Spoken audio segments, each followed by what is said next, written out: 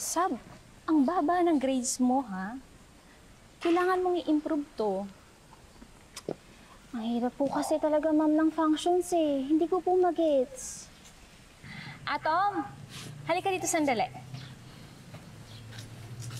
Atom, si Sabrina, grade 11 student ko. Sabrina, si Atom, grade 12 student ko. Nagtututor siya sa math. Hindi ko po kailangan ng tutor. No, kailangan mo ng tutor. I-discuss ko dito sa ate mo. I'm sure, papayag siya.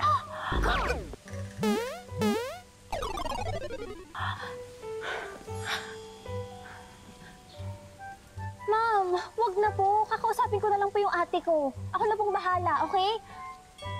Okay. Bago magklase lang ang free time ko. Mga 6 a.m. 6 a.m.? Hindi ba pwedeng after class na lang? Di ako pwede. Uy, 6 a.m. yun. Ang aga. Tulog pa ako noon. Alam mo, kung gusto mong matuto, gigising ka ng maaga. Alam mo din, kung gusto mong makakuha ng extra income, mag-tutor ka anytime.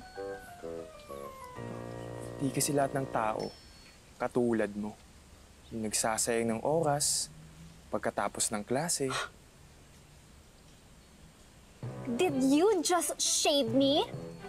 Ops. Tama na yan. Pasensya na, ma'am. Umanap na lang po kayo ng ibang tutor. Hindi ko po kayo matutulungan. Hoy! Alam mo, feeling ko ikaw yung kailangan ng tutor eh. Para naman makorek yung kayabangan mo sa kayang attitude mo.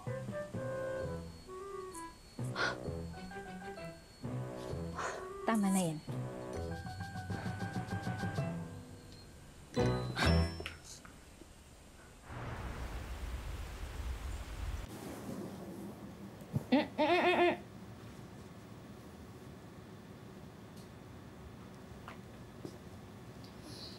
Ma'am, madilim ang aura mo ngayon, ma'am.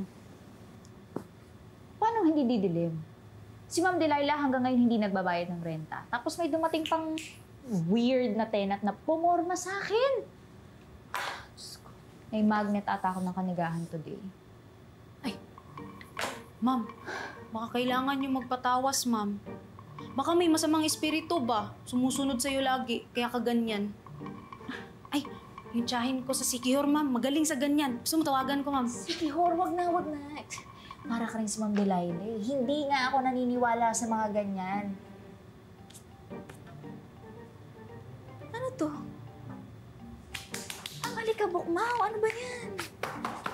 Linisin mo. Punasan mo. Asan pamunas mo? Saan, ma'am? Ito, ayan o. Ayan o. Oh, yan.